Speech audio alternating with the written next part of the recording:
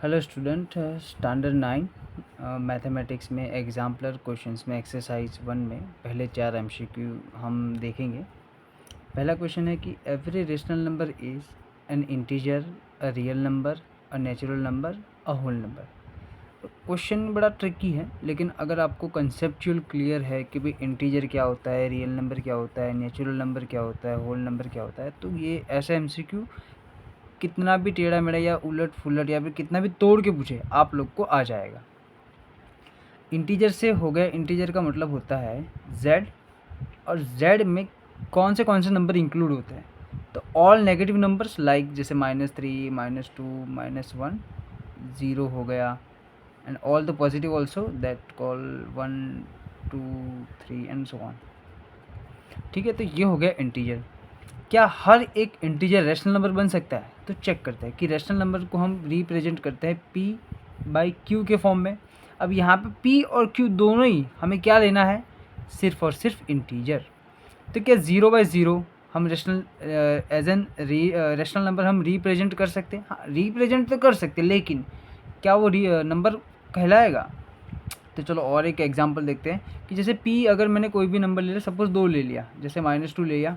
अब नीचे भी मुझे ऐसा ज़रूरी नहीं कि मैं q 2 ही लूँ, -2 ही ले लूँ, मैं यहाँ पे कोई भी ले सकता हूँ। लेकिन अगर देखा जाए तो अगर कोई भी यहाँ से नंबर चूज़ किया जाए, तो अगर जितने भी नेगेटिव नंबर है अगर मैं चूज़ कर लूँ, जितने भी पॉजिटिव नंबर अगर मैं चूज़ कर लूँ और यहाँ पे q पे डाल दूँ, हाँ तो रेशनल नंबर बन जाएगा। लेकिन बात हो रही है इंटीजर की, तो इंटीजर में तो ज़ीरो भी आता है, तो ज़ीरो भी तो हमें कभी ना कभी लेना पड़ेगा ना।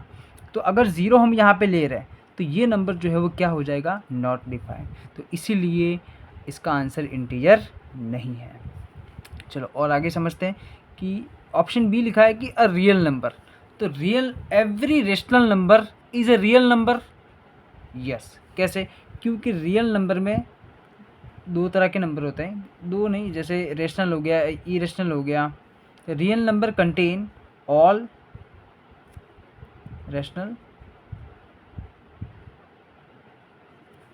And all irrational. ठीक है, तो करेक्ट आंसर क्या है इसका? B, a real number. समझ में आया? नेचुरल नंबर आंसर क्यों नहीं है इसका? Every rational number is a natural number. Suppose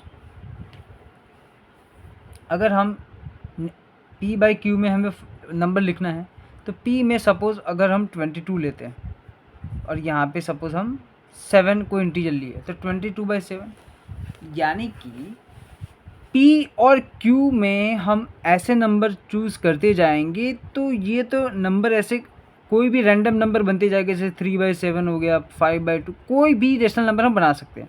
लेकिन अगर हर एक नेचुरल नंबर का यूज़ करके हमने p/q फॉर्म में ऐसे रेशनल नंबर बनाया, तो होगा ये कि कुछ नंबर ऐसे मिलेंगे जो नॉन टर्मिनेटिंग, नॉन रिपीटिंग बनेंगे, जिसको हम क्या बोलते हैं? Irrational number.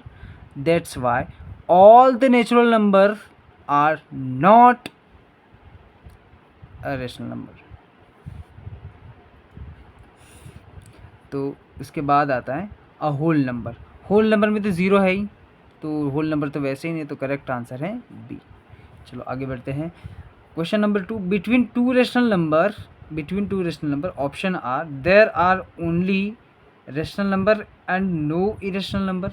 यही बोल रहा है कि दो रेशनल नंबर के बीच में, between two rational number there are only rational number. क्या दो रेशनल नंबर के बीच में ऐसा ज़रूरी है कि भाई रेशनल नंबर आएगा और वो भी एक ही आएगा? नहीं, एक टॉपिक था, लेकिन फिलहाल अभी तो डिलीट हो गया, मैग्नीफाइंग ग्लास वाला, कि कोई भी नंबर लाइन है ऐसे लाइक, फिर यहाँ पे हम सक्सेसिव मैग्नीफाइंग ग्लास लगा के देखते हैं, तो भाई there are infinite many number between this two number. तो only there are only rational number between and no irrational number, तो ऐसा ज़रूरी नहीं है। तो there are only rational number and only irrational number between there, ऐसा ज़रूरी नहीं है ना, क्योंकि रेशनल नंबर तो वो होता है which is the non terminating and repeating. अगर रिपीटिंग हो रहा है दैट मीन वो रेशनल नंबर है। तो सिर्फ एक ही मिले या फिर सिर्फ और सिर्फ रेशनल नंबर मिले, दो रेशनल नंबर के बीच में, ऐसा ज़रूरी नहीं है, ठीक है। There are infinitely many rational number, हाँ ये हो सकता है। कैसे हो सकता है कि दो रेशनल नंबर के बीच में हम जितने भी नंबर दिखाना चाहते हैं, हम magnifying glass, successive magnifying glass एक टॉपिक है, पिछले स्टैंडर्ड में था, 9th में था, लेकिन अभी फ़िलहाल करंट टॉपिक में डिलीट हो गया। तो there are infinite many rational number between the two rational number. Exactly one rational number ये तो है ही नहीं। There is no rational number between two rational number, ये भी नहीं। अब दो रेशनल नंबर के बीच में रेशनल नंबर है ही नहीं, ऐसा तो हो ही नहीं सकता है। ओके, तो देन सेकंड क्वेश्चन का आंसर है बी कि there are infinite many rational number between the two rational number. Question number 3, decimal representations of rational number cannot be क्या नहीं होना चाहिए। क्वेश्चन ध्यान से देखना, decimal representations of rational number cannot be, तो क्या होता है रेशनल नंबर का रिप्रेजेंटेशंस क्या होता है, which is non terminating repeating. ध्यान से सुनना कि रेशनल नंबर का कंटेनिंग क्या होता है, non terminating but repeating.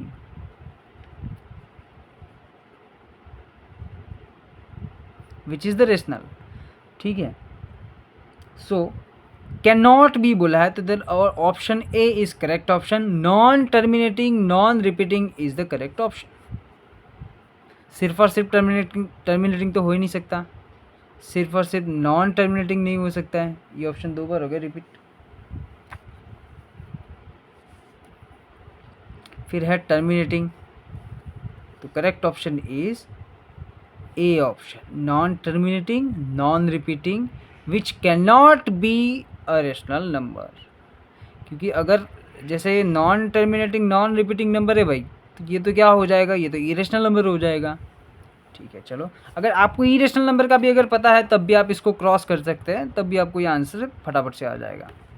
Question number 4, the product of any two rational number is, यहाँ पे बच्चे गलती करते हैं कि आपकी टेक्स्ट बुक में एक दो स्टेटमेंट है कि भाई of the product of two rational number, sum of the two irrational number is always irrational number, ऐसा स्टेटमेंट है। तो कहीं ना कहीं वो ये पढ़ लेते हैं कि भाई दो रेशनल नंबर का कोई भी और एरिथमेटिक ऑपरेशंस करते हैं तो भाई उसका answer which is always irrational, जबकि ऐसा नहीं है, कि भाई देखो product of any two irrational number ना। अब आप मुझे ये बताओ कि ये आपको तो पता ही होगा, जैसे कि √2 है विच इज़ इरेशनल, √3 है विच इज़ इरेशनल। अगर मैं दो अलग अलग इरेशनल नंबर का प्रोडक्ट कर दूँ तो इसका आंसर हो जाएगा √6, ठीक है। अब मैं अगर सेम ले लूँ √2 into √2, that answer will be, answer क्या हो जाएगा, आंसर हो जाएगा ओनली 2।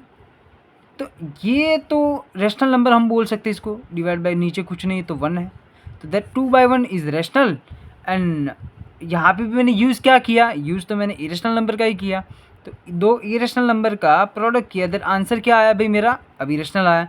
और यहाँ पे मैंने दो अलग अलग चूज़ करे तो जिसका आंसर क्या आया, विच इज़ इरेशनल आया। So product of any two irrational number is sometime rational, sometime irrational. This is your answer.